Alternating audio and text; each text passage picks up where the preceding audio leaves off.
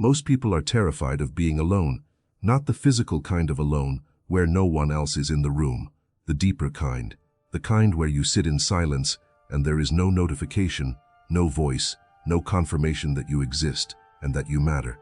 That terror drives almost every self-destructive behavior in the modern world. The desperation to be in a relationship you know is wrong. The inability to walk away from people who drain you. The compulsive need to share every thought, every achievement, every wound with someone who likely doesn't care nearly as much as you need them to. You were never taught to be alone. You were taught that isolation is failure, that connection is health, that needing people is strength, and needing no one is pathology. This is perhaps the most damaging lie you were ever handed, because the men throughout history who moved mountains, who changed the course of civilizations, who created things that outlasted everyone around them, almost always shared one quality. They had learned to be fully, completely, dangerously at home inside themselves. They did not need the crowd. They did not need validation. They did not need anyone to witness their suffering in order to keep moving. They were, in the truest sense of the word, sovereign. And sovereignty always begins in solitude. Let us be precise about what solitude means, because it is not what most people think it is. Solitude is not loneliness. Loneliness is the pain of being alone when you don't want to be. It is the wound of disconnection, the ache of a person who needs others and doesn't have them.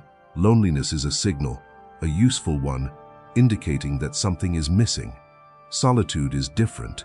Solitude is the deliberate choice to be alone, because being alone is productive, because silence is your laboratory, because the absence of external noise is the condition under which your actual mind can finally function. Loneliness weakens you. Solitude forges you.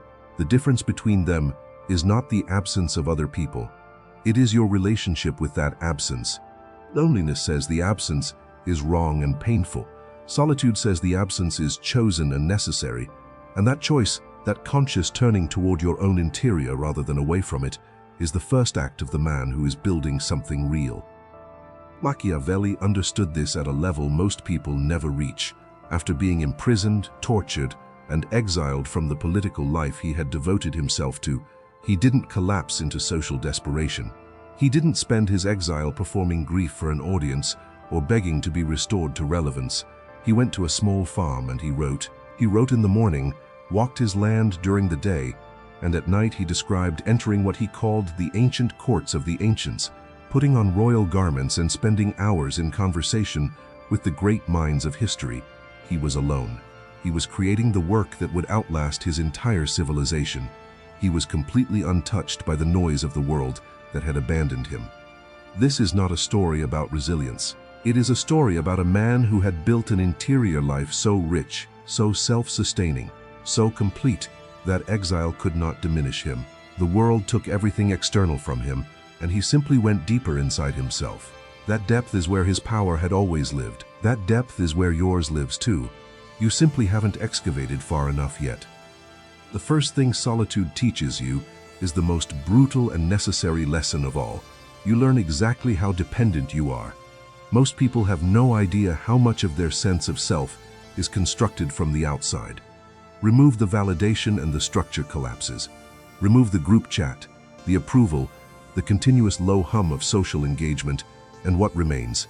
For most people, the answer is anxiety, restlessness, and an overwhelming urge to reach for the phone.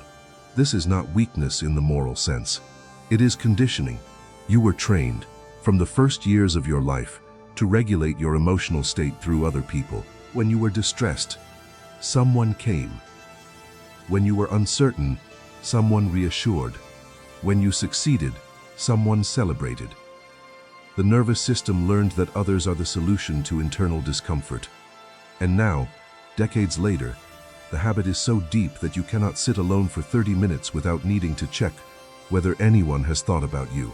You have outsourced your inner world so completely that you have forgotten how to inhabit it.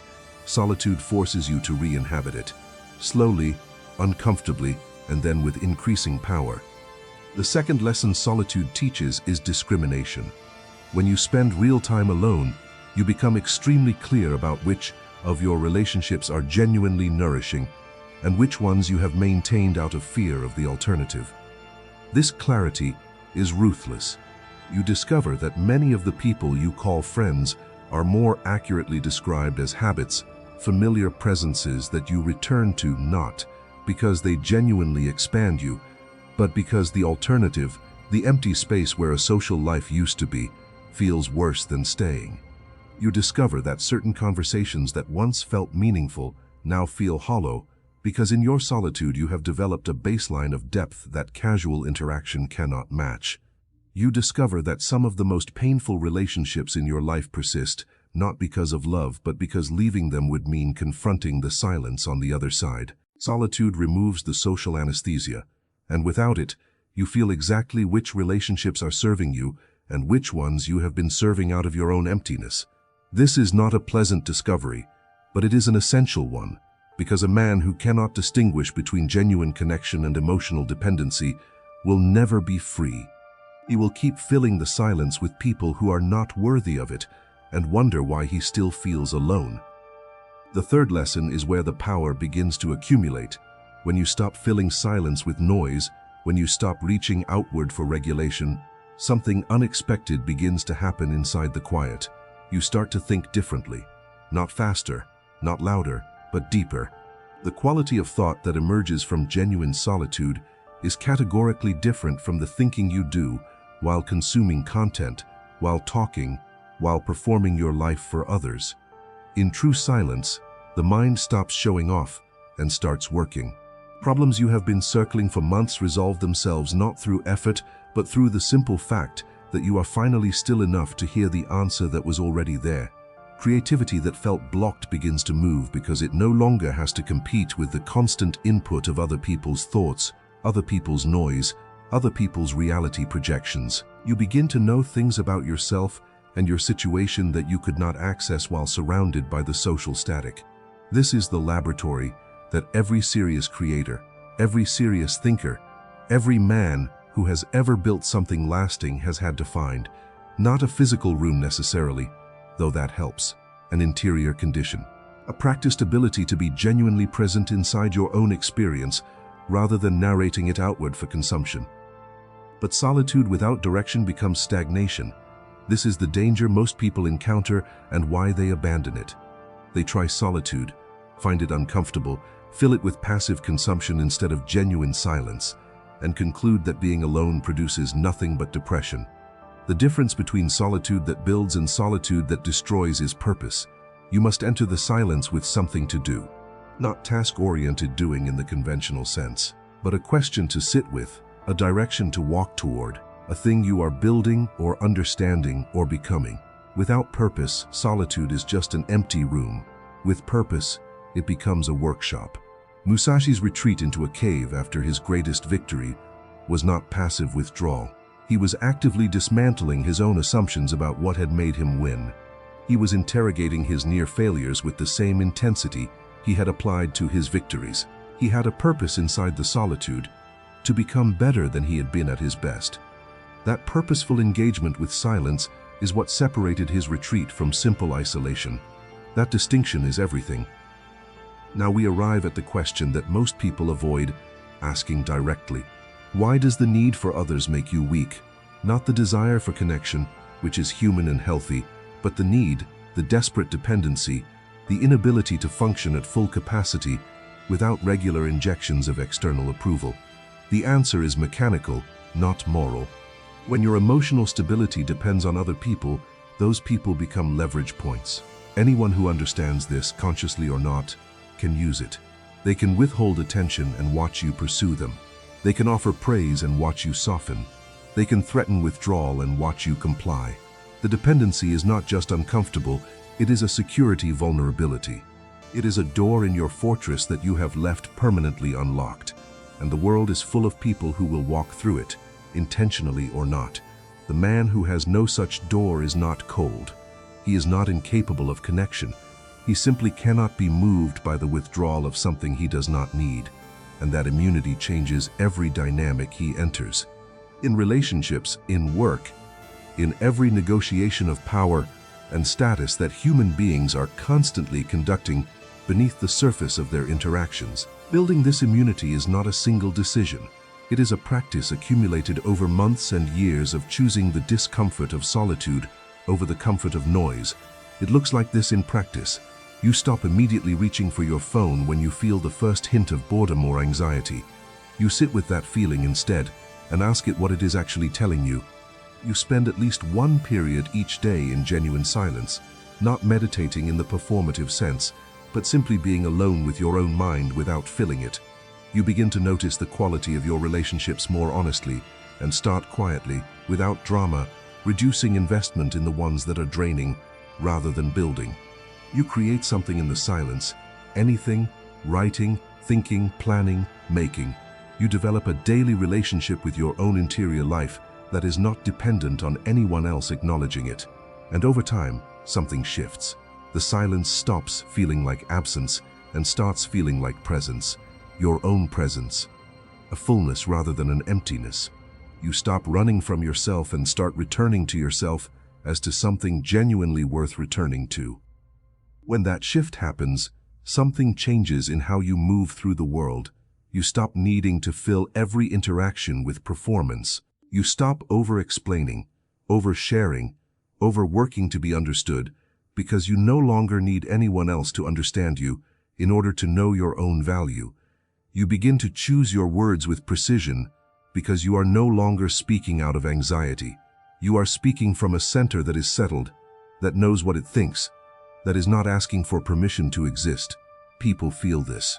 They cannot always articulate it, but they register it as a kind of gravity, a density, a sense that this person is not available in the usual way, not porous, not easily swayed. And that registration produces respect.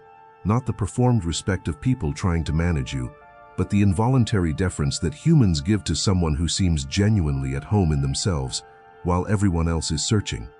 This is the paradox at the heart of everything. The man who most needs solitude is also the man who will be most genuinely connected once he has built it. Because real connection, the kind that is actually nourishing rather than merely anesthetic, requires two people who are present in themselves meeting each other. When both people in any relationship are dependent, both are grasping, both are performing, both are filling each other's voids rather than sharing each other's completeness. The connection is parasitic rather than symbiotic. It sustains both of them at a level of mediocrity while preventing either from becoming what they could be alone. But when you bring your solitude, your developed interior life, your cultivated self-sufficiency, into connection with another person, the dynamic transforms entirely. You are not reaching for them to hold you up. You are choosing them because their presence genuinely expands something that is already whole, and they can feel that distinction. It is the difference between being needed and being chosen, and being genuinely chosen by someone who does not need you is among the rarest and most powerful experiences available to human beings. The path begins tonight, not with a dramatic announcement, not with a ritual, not with a grand gesture toward a new identity. It begins with one decision. The next time you feel the urge to reach for noise, for distraction, for the phone, for any external thing to fill the space inside you, pause. Wait 30 seconds. Let the discomfort exist without immediately solving it. That 30 seconds is where your solitude begins. Small, almost invisible, but real. And if you can do it tonight, you can do it tomorrow. And if you can do it tomorrow, you can do it for a week. And after a week, you will notice something. The silence is slightly less frightening. The space inside you is slightly more habitable. Something is being built in there that was not there before. That is the beginning. That is where the man who cannot be broken starts to emerge, not from the outside, not from circumstances, not from other people's recognition, but from the deep interior territory that you have been avoiding all your life, and that has been waiting for you this entire time. You do not need anyone to begin. You never did. That was always the point.